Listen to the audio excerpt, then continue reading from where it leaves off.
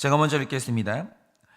아마 그가 잠시 떠나게 된 것은 너로 하여금 그를 영원히 두게 함이리니 이후로는 종과 같이 대하지 아니하고 종 이상으로 곧 사랑받는 형제로 둘 자라. 내게 특별히 그러하거든 하물며 육신과 주 안에서 상관된 내게랴.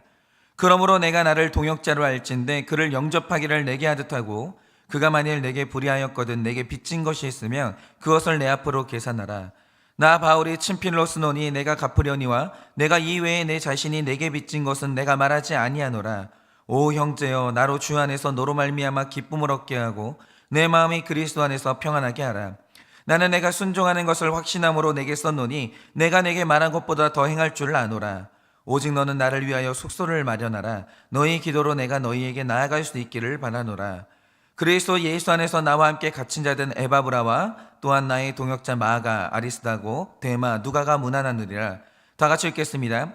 우리 주 예수 그리스도의 은혜가 너희 심령과 함께 있을지어다. 아멘. 기도하겠습니다. 사랑하는 나의 예수님, 오늘도 주님을 만나러 이 아침에 일어났습니다. 또 이 아침에 어떤 분들은 출근 준비를 하면서도 이 말씀을 켜놓고 귀를 기울이고 있고, 자녀들을 학교에 보내는 와중에서도 말씀을 켜놓고 귀를 기울이고 있습니다. 주님이 사모하는 마음을 주님이 다 아시오니 오늘 이 아침에도 우리를 만나주시고 주님과 회유할 수 있도록 아버지 하나님께서 오늘 우리에게 찾아와 주시옵소서. 주님, 오늘도 말씀을 잘 듣겠습니다. 말씀하여 주시옵소서. 예수님의 이름으로 기도드립니다. 아멘. 네, 오늘 제가 빌레몬서는 오늘이 마지막입니다. 그런데 오늘 제가 이렇게 말씀을 묵상하면서 여러분에게 질문 하나를 드리고 싶습니다.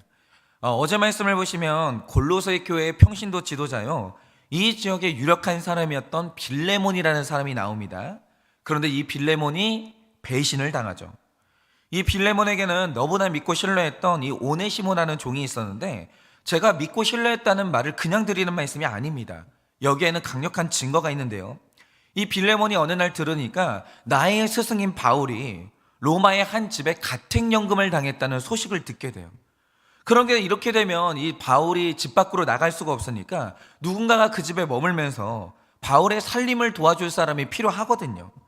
그래서 이 빌레몬이 자기 집의 종 중에서 한 명을 보내야 되겠다 결심을 하는데, 여기에서 문제가 뭐냐, 골로새에서 로마까지의 거리가 무려 1600km가 떨어져 있어요. 다시 말해 종을 바울에게 보내는 것까지는 좋습니다. 그런데 이 종이 먼 거리를 여행하다가 나는 자유를 얻겠다 이러면서 도망치면 이거 잡을 방법이 없는 거예요. 그러니 이 먼 길을 보낸다고 할 때 누구를 보내야 되겠습니까? 당연히 가장 믿을 만한 종을 보내겠죠. 나를 절대로 도망갈 리가 없는 사람, 나를 버릴 리가 없는 사람, 가장 믿을 만한 신복을 보내겠죠. 그런데 그렇게 선택된 사람이 바로 오네시모였다는 겁니다. 그런데 보내놨더니 역시나 딴 길로 새지 않고 곧바로 바울에게 간 거예요. 나의 명령을 잘 지킨 겁니다. 그러니 오네시모를 향한 빌레몬의 믿음이 얼마나 좋았겠습니까? 이전보다 훨씬 더 믿고 철석같이 믿었겠죠.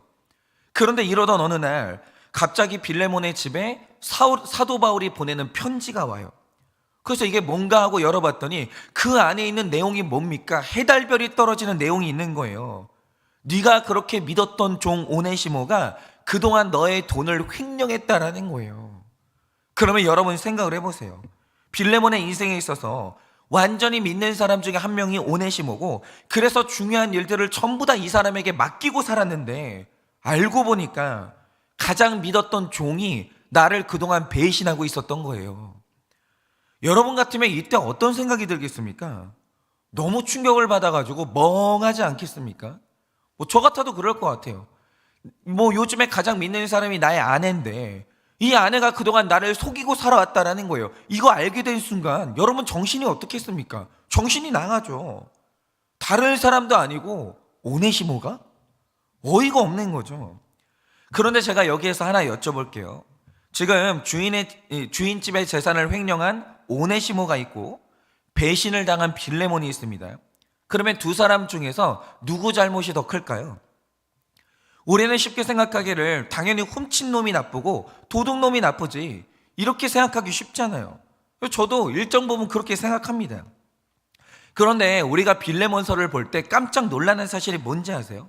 사도 바울은 말하길 이 모든 사건의 원인은 빌레몬 너에게 있고, 그래서 이 문제를 해결하는 것도 빌레몬 너의 책임이라는 거예요. 그러면 왜 바울은 속인 오네시모가 아니라 속은 빌레몬에게 문제가 있다라고 보는가? 여러분이 오늘 말씀을 보시면 이 교회에서 소위 믿음 좋다고 하는 분들, 그러니까 오늘 말씀은요, 직분자들, 지금 교회에서 굉장히 열심히 사역하는 분들이 반드시 들어야 되는 영적 원리가 드러나고 있는 겁니다. 그게 뭐냐면 한번 들어보세요. 제가 어제 말씀드린 것처럼 빌레몬이라는 사람이 보통 사람이 아닙니다. 그는 언젠가 사도 바울을 만나서 분수령적인 회개를 했던 사람이고, 그 은혜가 얼마나 컸는지 자기 집을 예배당으로 내놓을 만큼 엄청나게 헌신했던 사람이에요. 그런데 보세요, 이 사람이 자기 집을 다른 데가 아니라 내 집을 교회로 내놓는다고 할 때 이게 식구들의 동의가 없으면 가능하겠습니까? 아니요. 그가 자기 집을 교회로 내놓기 전에 가장 먼저는 자기 가족에게 복음을 전했을 것이고, 식구들이 은혜를 받았으니까 집을 내놓을 수 있는 거예요.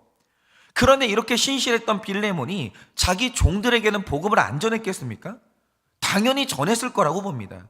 그러니까 오네시모는요, 언제부터인지는 모르겠지만 이미 그는 복음을 들어서 하나님을 알고 있었고, 아마 주일이 되면 자기 집에서 예배를 드리니까 일찍부터 일어나서 가장 먼저 예배 준비를 했을 거예요.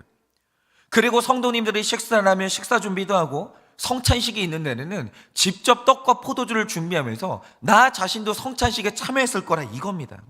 그러니까 보세요, 이 빌레몬의 입장에서 보면 오네시모가 자기 집안의 일도 정말 열심히 해요. 너무 열심히 해요.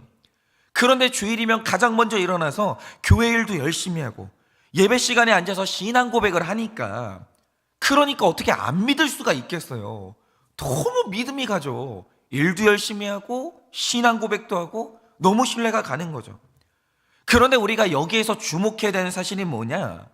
이게 언제부터인지는 모르겠지만 오네시모의 믿음이 점점 식어지면서 주인의 돈에 손을 대는 지경까지 떨어졌는데, 저는 이 돈이 뭐냐라고 할 때 이게 교회 헌금일 수도 있겠다라는 생각이 들어요.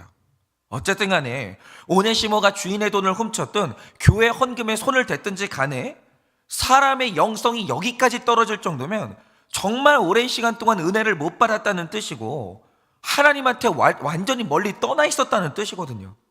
그런데 여기에서 놀라운 사실이 뭐냐? 오네시모의 영적인 상태가 이렇게 심각한데도 그는 여전히 이 예배를 섬기고 있었고, 사도 바울을 만나 죄를 회개하기 전까지는 빌레몬도 오네시모의 상태를 전혀 몰랐다는 거예요. 그러니까 보내죠. 아니, 이 사람이 문제가 있다는 걸 알았으면 보냈겠습니까? 안 보냈겠죠. 근데 빌레몬이요, 오네시모의 영적인 상태를 까맣게 몰랐더라는 거예요. 여러분, 오늘 말씀은 이 지점이 정말 중요한데요, 빌레몬도 그렇고 오네시모도 그렇고 그들이 처음에 자기 집을 오픈하고 집에서 예배를 시작할 때, 여러분, 내가 예수님을 안 믿고 받은 은혜가 없었는데 그럴 수 있었겠습니까? 그럴 수는 없어요. 분명히 받은 은혜가 있었고 예수님을 만났던 거예요. 그러니까 누구든지 처음에 교회를 나가고 봉사와 사역을 할 때는요, 내가 만난 예수님이 있고 받은 은혜가 다 있는 거예요. 그거 없이 사역할 수 없습니다. 그거 없이 신앙생활이 시작할 수 없다는 거죠. 누구나 다 시작은 예수님을 만나고 은혜를 받아서 처음에 다 그렇게 시작을 하는 거예요. 그런데 시간이 지나다 보니까 일어나는 무서운 일이 뭡니까? 내 안에 은혜가 사라져요. 복음의 뜨거움도 사라져요. 그런 날은 무조건 옵니다. 여러분, 신앙생활에 침체는 누구나 와요. 그런데 내가 맡은 책임이 있으니까 사역은 계속 하는 거예요. 그런데 여러분, 우리가 은혜가 없어도 우리가 일을 열심히 하다 보면 열매도 얻게 되고 성취도 하지 않습니까? 그런데 우리가 절대로 착각하지 말아야 되는 게 있어요. 사역에 열매가 있어서 얻는 기쁨과 은혜를 받는 건 다른 문제라는 거예요. 예를 들어서 내가 사역을 하다 보니까 어느 날 성도님들한테 은혜를 받았고, 그래서 내가 어느 날 장로님이 되고 권사님이 되고 직분자가 됐어요. 그러면 여러분, 안 기쁘겠습니까? 인정을 받았는데 당연히 기쁘죠. 감사하죠. 그런데 그건 그거고요. 내가 여전히 복음에 대해서 뜨겁고 말씀이 여전히 내 심장을 울리고 있냐의 문제는 전혀 다른 문제라는 거죠. 여러분, 제가 설교합니다. 설교가 인정을 받아요. 예를 들어서.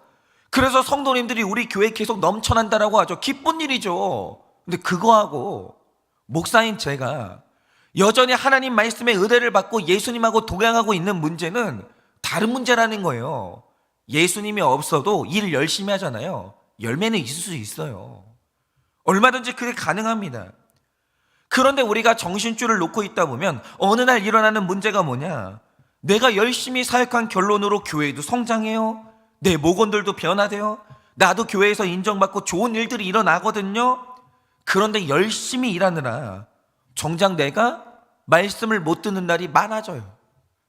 교회 일에 신경 쓰느라 예배 시간에도요, 교회 생각하느라 말씀을 못 듣는 날이 많아지는 날이 와요. 그 목사님도 나를 볼 때 저렇게 열심히 사역하니까 당연히 믿음이 좋겠거니 하면서 아무 양육도 안 해줘요. 그리고 시간이 흐르는 거예요. 그렇게 교회에 열심히 출석하고 열심히 사역하는 내 자신을 보면서 나는 믿음이 좋다고 나도 나한테 속는 거예요. 그리고 방치가 되는 거죠. 여러분, 신앙생활에서요, 이게 무서운 거예요. 저는 이게 오네시모 증후군이라고 생각하는데, 지금 교회 안에요, 사역 열심히 합니다. 남들 열심히 섬겨요. 직분자로 서 있어요. 그렇지만 정작 내 안에는 예수님이 없고 받은 은혜가 없어서 죄 가운데로 떨어지고 있는 사람, 가슴이 식어지고 있는 사람, 세상으로 흘러 떠내려가고 있는 사람이 왜 없겠습니까? 분명히 있고요. 지금 교회 안에 엄청 많아요. 엄청 많아요. 여러분, 빌레몬이 가장 신이 많은 이 종이 오네시모였다니까요. 가장 믿는 종이 오네시모였어요. 근데 세상에 오네시모 안에 은혜가 없을 줄은 아무도 몰랐던 거예요. 아무도.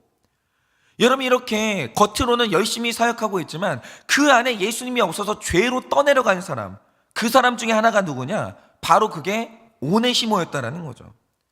그가 처음에는 주인과 함께 예수님을 믿어서 열심히 교회를 섬겼어요. 그런데 어느 날 보니까 은혜도 사라지고 복음의 감격도 사라졌거든요. 그런데 맡은 일이 있다 보니까 성품으로 여전히 일하고 있는 거예요. 여전히. 그런데 여러분, 은혜가 고갈되니까 일어난 일이 뭐냐? 은혜가 고갈되는 사람은 절대로 죄를 이길 수가 없어요. 절대. 그 불가능해요. 은혜가 없는데 내가 죄를 이길 수 있다? 유혹을 이길 수 있다? 그럴 수 없어요. 그러니까 신앙생활하면서 이중적인 생활이 시작되는 거예요. 주일날 교회 오면 신실한 이 교회의 사역자로 열심히 일해요. 주중이 되잖아요. 술 마시고 음란죄 짓고 거짓말하고 돈에 손대고 그런 이중적인 생활이 시작이 되는 거예요. 그러니까 아무도 보지 않는 곳에서 남의 돈에 손을 댈 정도로 완벽히 무너져 있었는데 너무 사역을 열심히 하니까 그걸 아무도 모르는 거예요. 그러니까 지금 교회 안에 오네시모 같은 목회자 없을까요? 100% 있습니다. 100% 있어요. 지금 은혜가 완전히 떨어져서 이중적인 신앙생활하고 있는 목회자가 있어요. 여러분, 지금 교회 안에 오네시모 같은 장로님, 오네시모 같은 권사님, 오네시모 같은 집사님, 목자님들이 없겠습니까? 분명히 있습니다. 교회에 오면 겉으로는 신실한 주의 종인데 사적인 생활로 가면요, 완전히 무너져 있는 거예요. 왜 없겠습니까? 여러분, 100% 죄인된 우리 중에는요, 죽는 날까지 신실하게 예수님과 동행하는 사람은 아무도 없어요. 그런 사람이 누가 있어요? 다 한 번은 침체가 오고 시험 들죠. 여러분, 신앙생활 하다 보면 우리는 반드시 은혜도 식어지고 복음의 감격도 사라지고 내 삶에 예수님이 사라지는 날이 분명히 온다라는 거예요. 그래서 신앙생활을 하는 우리 모두의 안에 반드시 필요한 게 뭐냐? 여러분이 지금 유튜브 썸네일을 보시면 빌레몬서의 주제를 해후라고 지었거든요. 그런데 여기에서 해후의 뜻이 뭐냐면 누군가와 정말 오랫동안 헤어져 있다가 다시 만나는 순간을 해후라고 해요. 그런데 우리 모두는 신앙생활 하면서요, 해후, 다시 말해 예수님을 다시 만나는 순간이 반드시 필요해요. 한 번 만나면 끝났습니까? 아니요. 그건 이론이고요. 여러분, 신앙생활하는 모든 사람은요, 주님을 다시 만나는 순간이 반드시 필요해요. 그날이 필요하다는 거죠. 왜냐? 100% 죄인된 우리는 변함없이 예수님과 동행하는 게 불가능해요. 여러분, 목사들이요, 예수님 다시 만나야 돼요. 장로님들, 권사님들이요, 예수님 다시 만나야 돼요. 그 순간이 있어야 되는 겁니다. 그러면 여기에서 중요해지는 게 어떻게 하면 우리가 예수님을 다시 만날 수 있습니까? 바로 그게 오늘 본문의 핵심인데요. 제가 여기서 또 다른 성경 이야기 하나를 해드릴게요. 여러분이 누가복음을 보시면 진짜 말도 안 되고 기가 막힌 이야기가 하나 나옵니다. 예수님이 12살 되던 해에 마리아와 요셉이 유월절을 지키러 소년 예수님과 함께 예루살렘으로 떠나거든요. 나사렛에서 예루살렘으로 떠나요. 그런데 이때 나사렛에서 예루살렘의 거리가 120km 정도 되니까 걸으면 하루길 정도 되는 거예요. 여러분 이걸 기억해 주세요. 집에서 예루살렘의 거리가 하루길이에요. 이렇게 가족들이 유월절을 지키기 위해서 출발했는데 그때 분명히 예수님이 함께 했어요. 그리고 제사를 지낼 때도 예수님이 분명히 함께 했어요. 그런데 기가 막힌 사실이 뭐냐? 열심히 예배를 드리고 있는데 어느 날 보니까 예수님이 사라져요. 이 가족에게서 사라집니다. 그런데 마리아와 요셉이요 기가 막히게도 이 사실을 까맣게 몰라요. 예배 드리느라 예수님이 없어졌는데 이걸 몰라요. 이게 말이 됩니까? 말이 안 되는 것 같죠? 근데 이런 일이 실제로 일어나요. 교회에 와가지고 열심히 섬기고 있는데 그러다 보니까 어느 날 예수님이 사라져요. 근데 이 사실을 내가 몰라요. 그런데 얼마나 몰랐냐? 누가복음 2장 44절을 보면 이제 온 가족이 절기를 다 지키고 집으로 돌아가는데 하루길을 걸어간 시점까지도 예수님이 없다는 사실을 몰라요. 이 말 뜻이 뭐냐? 예루살렘에서 집으로 돌아온 거예요. 근데 집에 와보니까 예수님이 없다는 사실을 그때 알게 된 거예요. 집까지 왔는데. 이게 말도 안 되는 일 같은데 이게 바로 우리의 신앙생활이라는 거예요. 우리의 이게 영적인 이 패턴이에요. 우리 모두가 신앙생활을 처음 시작할 때는 예수님하고 출발하죠. 그런데 신앙생활을 하다 보면요, 사역을 하다 보면 어느새 교회 안에서 인간관계가 더 중요해지고 봉사가 더 중요해지고 내 체면이 더 중요해지고 비본질적인 것들이 중요해지면서 예수님이 사라지는 날이 온다니까요. 올 가능성이 있는 게 아니에요. 와요. 누구나 다 옵니다.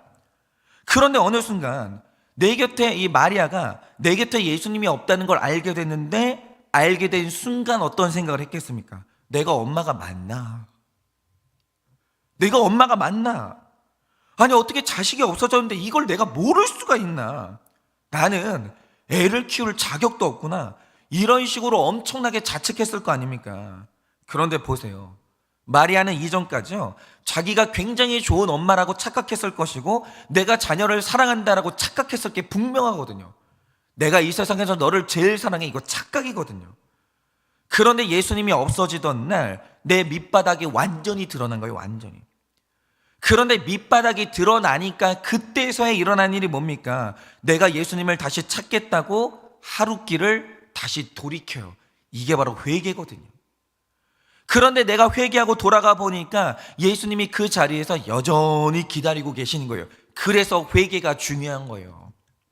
회개는요, 해후 우리 주님을 다시 만나기 위해서 완전히 정반대로 돌이키는 것인데 돌이키기만 하면 그 자리에 예수님이요 계속 기다리고 계시는 거예요. 그러자 마리아가 감격적으로 잃어버렸던 예수님을 해후 다시 만나는 거예요. 그러니까 오늘 말씀을 보세요. 15절을 보시면 오네시모가 잠시 떠났다라고 하는데 이거 굉장히 많은 의미가 담긴 말이거든요. 이건 오네시모의 몸이 빌레몬의 곁을 잠시 떠났다는 의미도 있지만 그가 믿음에서 잠시 떠나 있었고 바른 길에서 잠시 떠나 있었다, 이런 뜻도 됩니다. 그런데 예수님을 떠나 있던 날 동안 오네시모 안에 일어난 일이 뭡니까? 그가 완전히 밑바닥으로 떨어진 거예요. 여러분 예수님 없으면요 다 똑같아요. 별 인생 없어요. 예수 없는 인생은요 악하고 음란하고 둘 중에 하나예요. 그거밖에 없는 거예요. 오네시모가 예수님 떠나 있으니까 완전히 밑바닥으로 떨어졌는데 나를 믿어둔 주인의 돈에 손을 댔거나 교회의 헌금에 손을 대는 지경까지 일어난 거예요. 완전히 예수님을 잃어버린 거죠. 그런데 중요한 건요, 그가 지하 10층까지 떨어지는 그 날 동안 예수님이 그걸 왜 그냥 놔뒀냐 이거예요. 이유가 뭐냐? 15절이 말하는 것처럼 바로 이게 오네시모를 너의 곁에 영원히 두는 사건, 그를 하나님 곁에 영원히 두는 사건이라는 거예요. 여러분 사람이 예수님 다시 만나려면요 밑바닥으로 완전히 떨어져야 돼요. 완전히. 다시 말해 예수님을 떠났는데 그가 아무 일 없이 잘 살고 있으면 왜 다시 예수님 만나러 오겠어? 영영 그냥 흘러 떠내려 가는 거예요. 뭐하러 다시 와요? 그런데 밑바닥으로 완전히 떨어지니까 바로 거기에서 바울의 복음이 다시 들렸고 말씀이 들리던 그날, 아, 나는 예수님 없으면 안 되는 인생이구나, 이걸 그가 확인한 거예요. 그러니까 예수님께로 다시 돌아갔고 예수님과 해후 예수님이 다시 만나 주시는 거예요. 그래서 오늘 사도 바울이 빌레몬에게 하는 말이 뭡니까? 두 가지를 말하는데, 첫째로 네가 그 교회의 지도자인데 16절이 말하는 것처럼 너는 오네시모를 사랑받는 형제로 여긴 것이 아니라 그냥 교회 일을 하는 종으로 여겼다라는 거예요. 네가 그렇게 했다라는 거죠. 그러니 네 형제가 탈진하고 예수님을 떠나 있는데 목회자인 네가 그걸 어떻게 모를 수 있냐라는 거예요. 네가 그를 형제가 아니라 종으로 대했으니 이렇게 된 거 아니냐라는 거죠. 그러니까 요즘에 하나님께서 저에게 이 문제를 심각하게 이제 점검하고 계시는데, 지금 각 교회들마다요, 탈진한 성도님들이 너무 많고요, 이중생활하고 있는 성도님들이 너무 많습니다. 최근에 저희 교회에 이제 함께 하신 이제 우리 저희 공동체에 들어오신 성도님이 계시는데, 이분들은 부부가 대학 때부터 하나님께 완전히 올인하면서 엄청나게 신실하게 사역했던 가정이에요. 그러니까 이분들이 하나님을 만날 그날부터 사역을 쉬어본 적이 없고 교회에서 기둥 같은 역할을 하신 거예요. 그런데 어느 날 완전히 탈진하게 됐고, 그래서 이제 있던 공동체를 떠나서 저희 공동체에 오게 되셨는데, 최근에 이 남편분이 1대1 훈련에 들어오셨거든요. 그런데 제가 깜짝 놀란 게 뭐냐, 훈련에 들어와서 하신 말씀이 뭐냐면, 지금 이분 나이가 40 정도 되셨거든요. 그런데 대학교 이후로 양육을 다시 받는 게 이게 처음이라는 거예요. 이게 처음이라는 거예요.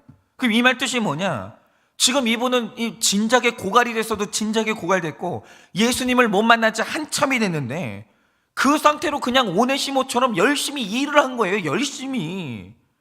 그러니까 지금 교회가 가장 잘못하고 있는 일이 뭐냐, 누군가 열심히 일하고 있으니까 당연히 신앙이 좋겠지, 은혜를 알아서 받고 있겠지, 이렇게 여기면서 지체들을 사랑받는 형제가 아니라 종으로 대하고 있는 거예요.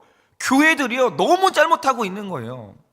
여러분, 제가 주일날도 말씀을 드렸지만, 여러분 보통 작은 교회들은요, 성도님들이 보통 4개의 역할을 해요. 밥하고, 그 다음에 이 성가대하고, 그거 끝나면 교사하고, 그거 끝나면 이제 교회 청소하고. 여러분, 이거를 한 사람이 4개 역할하고 있으면 여러분 고갈 안 됩니까? 탈진하고 지치지 않겠어요? 당연히 힘들죠.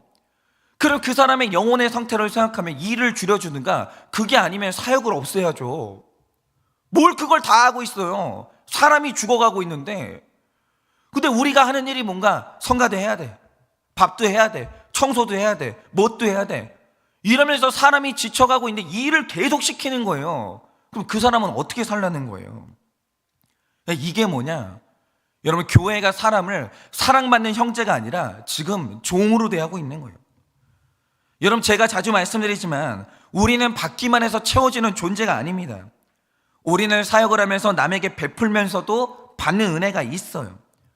그래서 신앙생활이라는 것은 받기도 해야 되지만 주기도 하는 사역도 분명히 있어야 돼요. 이게 같이 가야 됩니다. 그런데 근본적으로 우린 교회에 올 때 종노릇 하려고 오는 게 아니에요. 교회는 양식을 먹으러 오는 것이고 일단 은혜를 받아야 그 다음에 사역하는 거예요. 뭐가 먼저냐라고 하면 받는 게 먼저예요. 먹는 게 먼저예요. 그래서 우리가 정말 신경 써야 되는 게 뭐냐, 내가 성취를 하고 있는가? 이건 중요하지 않아요. 내가 은혜를 받고 있는가? 내가 예수님하고 동행하고 있는가? 내가 말씀이 들리고 있는가? 이게 제일 중요해요. 이거 체크해야죠. 이번 주에 교회 성도님들이 몇 명 왔나? 중요합니다. 근데 그거보다 중요한 게 뭐냐, 성도님들이 말씀이 들리고 있냐, 이거예요. 내가 말씀이 들리냐, 이거 아닙니까? 그리고 지금 각 가정도 마찬가지예요. 지금 돈을 열심히 버는데 예수님을 떠나 있는 남편, 공부를 열심히 한다고 예수를 떠난 자녀들이 있는데 우리가 지금 그들을 방치하고 있다고 한다면 내가 그를 사랑받는 형제로 여기는 게 아니라 종으로 여기고 있는 거예요. 은혜 나중에 받고 공부하라는 거죠. 그래 여보, 중요한 계약이 있고 이거 터지면 돈 벌 게 분명하니까 이번 주만 잠시 예배를 쉬자고. 그게 지금 종으로 대하고 있는 거예요. 사랑받는 형제로 대하는 게 아니라는 거죠. 은혜를 받는 게 먼저예요. 무엇보다 먼저예요. 그러니까 이 문제는 회개하고 반드시 돌이켜야 되는 거죠. 여러분 지금 종입니까? 사랑받는 형제입니까? 교회 와서 뭐 하고 계세요? 우리 교회는 지금 성도님들의 은혜 받는 문제를 제1번의 문제로 놓고 있습니까? 이게 중요해요. 그리고 두 번째로 바울이 빌레몬에게 하는 말이 뭐냐? 예수님을 잠시 떠나 있던 오네시모가 밑바닥으로 떨어지는 사건이 왔다는 거죠. 왜냐? 바로 그게 그가 예수님을 만나는 분기점이거든요. 여러분 베드로는요, 예수님을 3번이나 부인한 다음에 다시 예수님을 만났고, 이사야는 내가 믿고 의지하던 우시야 왕이 죽던 그 해에 하나님을 다시 만났어요. 그러니까 우리 중에 예수님을 떠나 살다가 밑바닥으로 떨어져 버린 배우자가 있고 자녀가 있고 교회 평신도와 사역자와 목사님들이 있거든요. 그런데 그 사건이 왜 왔는지 해석 좀 하세요. 여러분 그 사건이 왜 왔습니까? 바로 그게 예수님께로 다시 돌아가는 사건이고 예수님을 다시 만나는 사건이 바로 그 사건이에요. 그래서 우리가 오늘 해야 될 일이 뭐냐? 교회나 공동체가 밑바닥으로 떨어지는 사람들을 만나면 절대로 비난하면 안 되는 거예요. 밑바닥으로 떨어지는 그 순간이 예수님을 다시 만나는 순간이고 예수님께로 돌아가는 회개의 순간이거든요. 그때 여호와께로 돌아가자라고 해야지 비난하고 정죄하면요 영영 떠내려가는 거예요. 그런데 교회들마다 가정들마다 일단 배우자가 밑바닥으로 떨어졌다, 내 자녀가 밑바닥으로 떨어졌다, 목사님과 성도들이 밑바닥으로 떨어졌다, 비난 먼저 하는 거예요. 그러니까 영영 예수님을 만나지 못하고 흘러 떠내려 가는 겁니다. 그러니까 바울은 빌레몬에게 이걸 주문하고 있는 거예요. 지금 오네시모의 죄가 드러났는데 이 사건은 그가 예수님을 다시 만나는 사건이지 비난받는 사건이 아니라는 거예요. 정신 차리라는 거죠. 그러니 네가 오네시모를 다시 만나는 그날, 죄인의 모습으로 다시 돌아가는 오네시모를 만나는 그날, 이전처럼 일하는 종으로 대하지 말고 이제 사랑받는 형제로 다시 만나라는 거예요.